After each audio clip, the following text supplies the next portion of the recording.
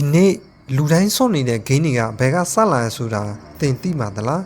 mobile game PC game PlayStation game တွေမပေါ်ခင်အလွန်ရှေးကြတဲ့ခေတ်ကလေးကလူတွေ game ကစားနေခဲ့ကြတာဖြစ်ပါတယ်အဲ့ဒီ game တွေရဲ့အစကဘယ်လိုစခဲ့လဲဆိုတာဒီနေ့ပြောပြပေးသွားမှာဖြစ်ပါတယ် game ဆိုတာဒီနေ့ခေတ်လိုဖုန်းထဲက game တွေကွန်ပျူတာ game တွေကနေစတာမဟုတ်ပါဘူးလူသားတို့ရဲ့ရှေးဟောင်းယဉ်ကျေးမှုတွေတွင်းကလေးက game ဆိုတဲ့အယူဆပေါ်နေခဲ့ပြီးသားပါရှေးခေတ်ကလေးကလူတွေက game ကိုပျော်ပါတွဲမဟုတ်ဘဲနဲ့ညံကောင်းဖို့စိတ်ရှိဖို့စီကံနဲ့ရှင်ပြိုင်မှုကိုသင်ယူဖို့အတွက်အသုံးပြုခဲ့ကြတာဖြစ်ပါတယ်။သမိုင်းထဲမှာလူသိများတဲ့အစောပိုင်း game တွေထဲက game တစ်ခုဟာဆိုလို့ရှိရင်တော့ Egypt ခေတ်က Sunnet ဆိုတဲ့ board game ပါ။အဲ့ဒီ game ဟာနှင်းထောင်ပေါင်းများစွာကလေးကရှိနေခဲ့တာဖြစ်ပါတယ်။စက်မှုတိုးတက်တဲ့ခေတ်ကိုရောက်လာတဲ့အခါမှာတော့ card game တို့ chess တို့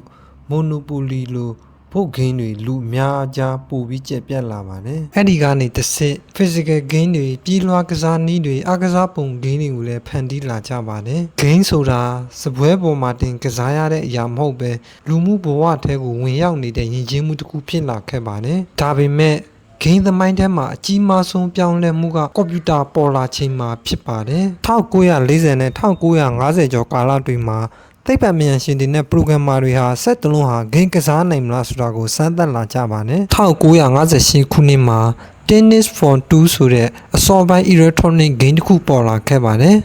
အဲ့ဒီနောက်1962ခုနှစ်မှာ Space War ဆိုတဲ့ကွန်ပျူတာ game ကလူအများစိတ်ဝင်စားစေခဲ့ပြီး modern video game တွေရဲ့အစားတစ်ခုလို့သတ်မှတ်ခံရပါတယ်1980ဝန်းကျင်ကိုရောက်လာတဲ့အခါမှာတော့ game တွေဟာအပြင်ဘက်လူထုစီစတင်ရောက်ရှိလာပါတယ်အဲ့ဒီချိန်မှာပေါင်ဆိုတဲ့ arcade game ဟာအလွန်အောင်မြင်ခဲ့ပါတယ်ရိုးရှင်းတဲ့ဘောတစ်လုံးကိုတစ်ဖက်နဲ့တစ်ဖက်ပြန်ရိုက်ယုံပဲဖြစ်ပေမဲ့လူတွေကိုအရန်ဆွဲဆောင်နိုင်ခဲ့ပါတယ်အဲ့ဒီကနေစပြီး game industry ဟာစတင်ကြီးထွားလာပါတယ် arcade machine တွေကနေနောက်ပိုင်း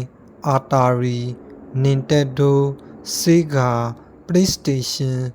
Xbox စတဲ့ home console တွေကိုအိမ်မှာကစားလာနိုင်ခဲ့ပါတယ်။နောက်ဆုံးမှာတော့ technology ပုံမူတိုးတက်လာတာနဲ့အမျှ PC game, online game, mobile game တွေဆက်တိုက်ပေါ်လာပြီးဒီနေ့ခေတ်မှာ game ဟာကလေးတွေအတွက်ပဲမဟုတ်တော့ပဲလူတိုင်းရဲ့ပန်းဖြေမှုရှင်ပြိုင်မှုပညာရေးနဲ့စီးပွားရေးလောကထိပါဝင်ရောက်လာနိုင်ခဲ့ပါတယ်။